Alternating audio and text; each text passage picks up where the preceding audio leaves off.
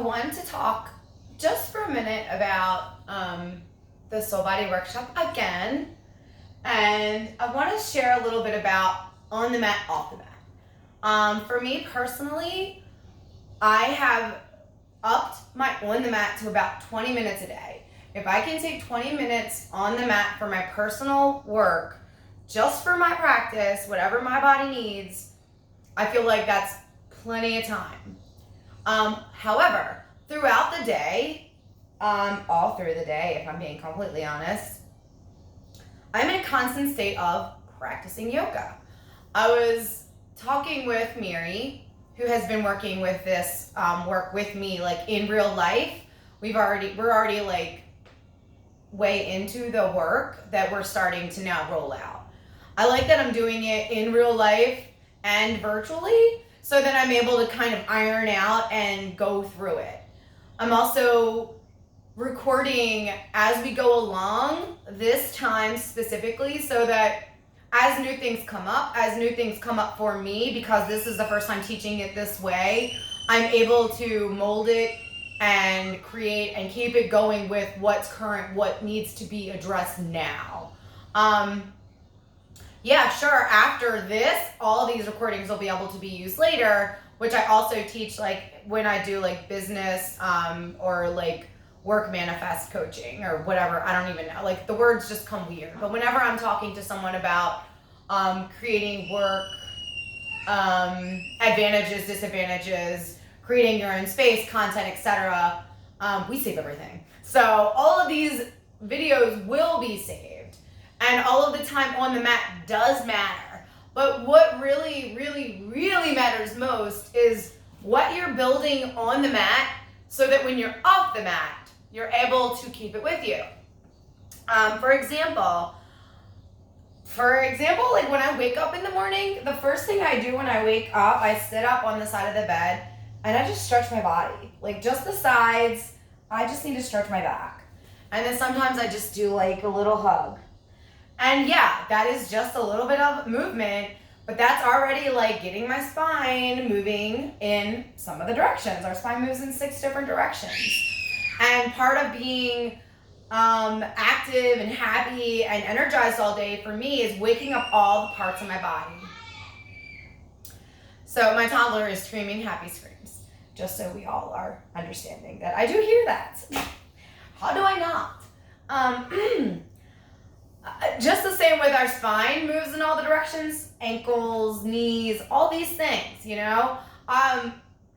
Because I'm specifically working on back bending and things for my own fun exploration work, I always give extra time to do like seated cat-cow. Like when I'm sitting when I sit down, when that happens, I do this. And like all throughout the day. So I'm sorry, I got a little sidetracked. So anyway, to come back, what we're practicing on the mat, the way that I like to explain it, and the way that I like to teach it, I want you to start considering taking it all throughout the day. Miri was saying how she walks through a hallway at work, and she likes to just have her arms extended, and she's just breathing her arms up, you know, and she's moving around. And she laughed. She's like, I know I look crazy on the cameras, but I don't care. And like in my head, I'm like, fuck yeah, dude, don't care. Because in reality, is 20 minutes of exercise like enough for our whole body for a whole day? No. Do we always have 20 minutes for just our whole body every day? No. But when we cultivate this sort of a practice, it's okay if we don't get that whole 20 minutes, because you're always building. What I was like telling to Miri, like when I wake up, my yoga practice starts. This starts my practice. As we were also talking about little tricks for when we're running to target specific spaces of our body. We'll get into that more one-on-one as we go through goals. And then when we merge into the more intuitive eating, intuitive weight loss, like the natural weight loss things, how those will come into play. But just because I'm here, one of my first tricks that I learned how to change shapes of my body was by picking a designated task, tool, effort, exercise, not my favorite word, exercise that would help assist this specific manifestation. So for that, I decided, after having my second and then third child, my stomach just didn't look my normal. Like, even when I was bigger, I always kind of was hippie, small, and then, hourglassy. But after the last two babies, it just kind of stayed potato. And even though at one point after I was done with Atkins, I was completely fine with the idea of the weight. It was the shape. The shape I couldn't deal with. I had some muscle funky shit, like after Elias, diastasis. I can't remember how to say it. Anyway, it looked kind of like a loaf of bread in my belly here. So all my muscles were just fucked and out of whack. As far as like if I'm explaining it in my language, it was fucked. So I was like, how do I fix this? Because I had been gifted a girdle thing that a girlfriend gave me, but when I tried to put it on, it felt like I'd rather have just chopped that off without anesthesia. It was uncomfortable. Couldn't make any sense in my brain how someone could wear that and like live, talk, breathe, eat, anything. But it was fun to kind of put it on and like see my body like, okay, there it is. So sometimes it is fun to just do that. Sometimes it's fun to let yourself take a picture with the angle that you want, or look at an older picture to give you that visual. For me, I know I say this a lot, but one of the Instagram celebrities that I do actually follow, because I'm not really like star shock kind of person. Like, I don't really give a shit, but there are certain celebrities that I really like. And as silly as it is, Coco from Coco and Ice Tea, I love her. I like her body, I like how she acts, I like her marriage, I like how she parents, she likes dogs, she likes yoga, she likes her sister, she's got a great little waist, a great big booty, and, tidbits. Like, there's nothing I don't like about her from what I get to know through Instagram. So using her visually was an easy tool for me to appreciate her waist and her whole entire outer space here. You know what I'm saying? So I would emotionally appreciate Coco and think about, how do I emotionally appreciate Coco? Because if you want something, money, body, lovers, jobs, house, cars, you cannot look at it and be jealous. You can't look at it and be like, God, I hate that fucking bitch because she's got what I want. That will keep you not having it. That will keep you not that bitch. I promise.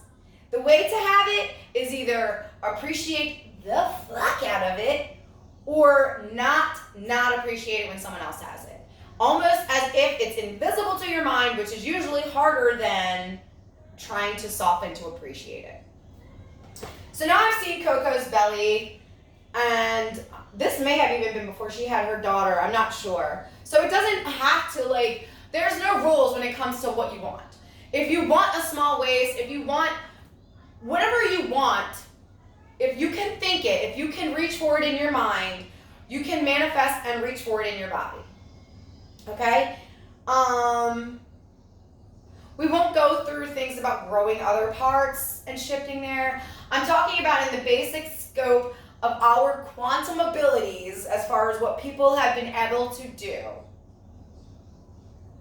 I know that there are people that have performed extreme miracles in their body change, but it isn't necessarily, I'm not really going to go there. I'm not going to really try and even talk to that. I want to talk to just basic everyday things. If you can think, I used to like this about my body and now it's gone, I would like it back. How do we get that? We first don't diss it when somebody else has it. And then we just decide, well, I love my body. I love my body for what she does for me. And, you know, I also love her body for what she's got there. And I just appreciate it. I just look appreciatively. And then if you're ready to take it another step, you can decide on an action. Now, some people would think, just do all these like sit-ups and whatever. I don't know how people do muscles because that's gross to me. Sorry, not muscles. Like exercise. Like, I know. I spent years exercising and dieting and trying to change my body so that it would look better. And now I don't. I get grossed out when I think about, to me it's hurting my body so that I can eat better so that I can enjoy it. If I need to eat, I fucking eat. If I need to lay in a pile of my body and just be a blob that day, I do that. But most of the time, because I take care of myself, I want to get up, I want to eat well, I want to move my body, I want to feel good in my body, and that practice keeps serving me. That leads me to be an intuitive living person, an intuitive eating person, and intuitive all the things. That is good because then it just leads you on your path of least resistance and most allowing. That is what you want to do when you're wanting to get into like your vortex, your alignment, your all the good things, including changing your body. So now I've decided I like Coco's waist, I like mine fine, and I kind of would like to have this in my body. I will invite this by every time I get to this step, I zip up my girdle, which was one of the cues that the teacher that I learned from in prenatal yoga used, which is basically kind of like sucking in the belly, but without sucking in. So those muscles, and then holding it. So I would get to this step and I activate my girdle and just focus this. All the way up, I'm holding my girdle, okay? At the top of the steps, I'm done. I go to the bathroom. Life is over. That is all. Okay? I'm gonna go back to the rest of my day. It is done. Now I gotta pee an hour later or 20 minutes, depending on if I've drank soda, coffee, or how big my bladder is. Come to the steps. See, when you're first training yourself to play with these tools, because they are quick blips of just appreciating and allowing and integrating. So for me, when I do that, I almost now can imagine my body looking like Coco's.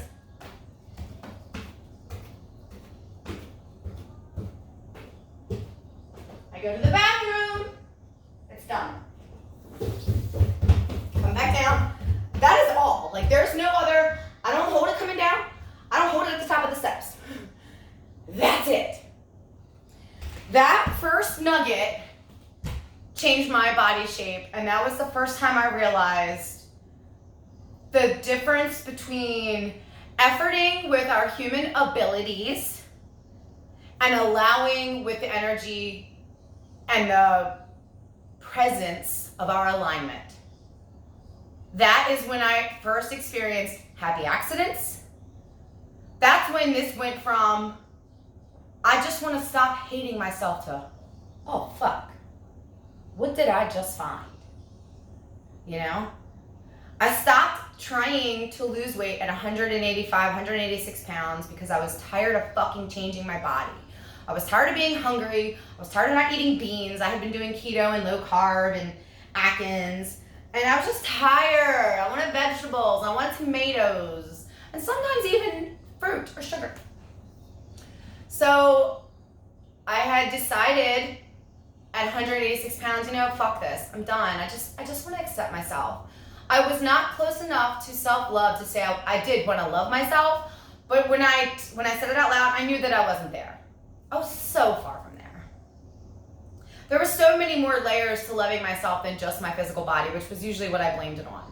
It was either my physical body didn't make me worthy of the love, affection, or whatever it was that I wasn't getting from other people because I was wickedly codependent. Or, and then included money, like, you know, I get better jobs, or I get better tips, or this or this. Like, it all connected, and it was like, all his body's fault.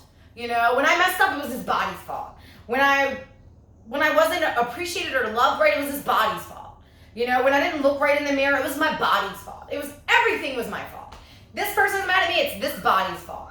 You know, and my mind just stayed in there and told her about herself over and over and over again. So learning to soften, to just accept and like, you know what, it's okay. And my first thing was, one of my first mantras that I learned in my real life for my body, which we'll talk about. Find something you can appreciate about your body. I've always liked that I'm short. And I can, even as a bigger short girl, because I've lost 100 pounds twice now. And I'm not bragging because it's like, why would you do that again if you didn't? But I did. I just like to do things. I like to prove that I can, because I can and you can. But so at 186 pounds, I was like, fuck this, I'm done. I wanted to just stop being so mean to myself. There were other women that were heavier than me, and they were speaking kindly about themselves, and I almost believed them that they kind of liked themselves. So I was thinking there was a nugget for me. I decided to go on a whim and learn this radical self-acceptance, and it started. At first, I thought all my problems were money, as my marriage was not thriving. We were in a stuck space, and we had been, and I didn't feel good about my parenting. I didn't feel good about my work. Nothing felt good, But I was in this radical self-acceptance with this new teaching, this new coach, and it was like, you need to pick something that you like about your body. Just pick something. I always liked the size. I liked my hands. My back is strong. And then, so I was in the bathroom downstairs in our basement, and I can't remember what it was, but the seat's a little high. So I actually just sat up and propped my legs up. It's a small bathroom, and I had my feet on the wall. This sounds really crazy. But a lot of my self-care, learning, understanding, and intuitive guidance came and comes in the bathroom. As a mom and as an individual who had all the things going on, the bathroom was sometimes the only place I could find peace if it wasn't also instigating trauma. Whole other story. So there would be times like I was in the bathroom and I had my feet up and I'm like, I can see why I chose this body. And it stuck like fire. Like I was like, I can see why I chose this body. Because I like to talk about how we are a higher power. We are a higher power in a body. We are a source in a body. Our source is connected to the hub, into a body. And I get weird about that with folk. I don't like people to be all like, oh God, don't say we're God, but we're kind of God, y'all. So pieces of God, if you would. So this slice of God has found this nugget. Oh, I can see why I chose this body. And that mantra and then the little zippy up tool, it just took off. It was an accident. It was like fire. All of a sudden, I just started losing weight. And my waist shrunk.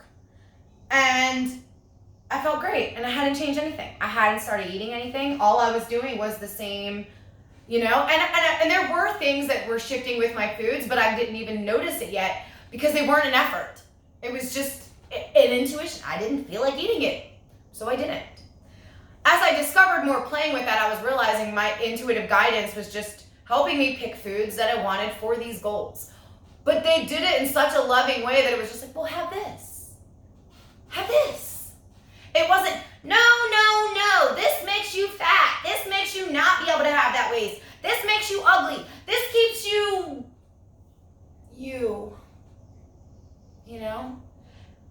And that's what I used to hear. If you want to be somebody different, you have to do different. I didn't really want to be somebody different. I just wanted to be able to be myself. But I hadn't practiced being myself, so I didn't even know who the fuck that was. Turns out she was actually different than the person I was, but she was me. So this is a long video. It's not making a whole lot of sense. But maybe it is.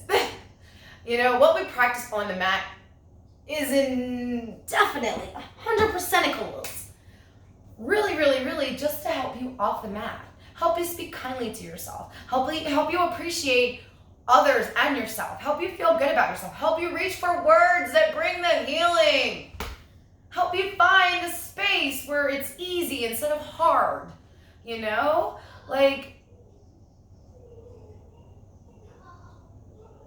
don't know, guys. I could go real woo here and just talk about all that magic that we're supposed to have, all the resources, all the co-creative fun and experience, and how wickedly sad I could be when I sit and look at the loops I lived over and over and over again, just changing the outer shell. One minute I'm a tow truck driver, and then I'm dating just women. Now I'm dating men again. Now I have babies. I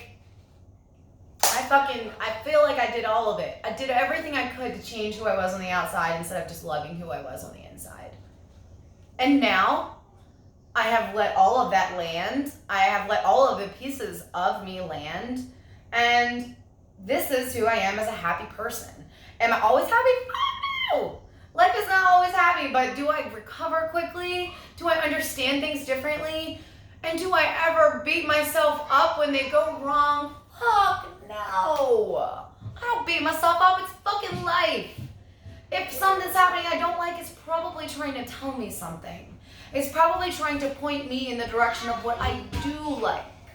You know, I don't get like so sad now, like, oh, I must deserve this because I am this, because I am that. The things that I used to say to myself and look at myself and feel about myself, it's a wonder that I made it as far as I did. It's a wonder I made it as far as I did intact as well as I was. And yeah, I just wanted to share a little bit about that. I'm gonna go. Bye.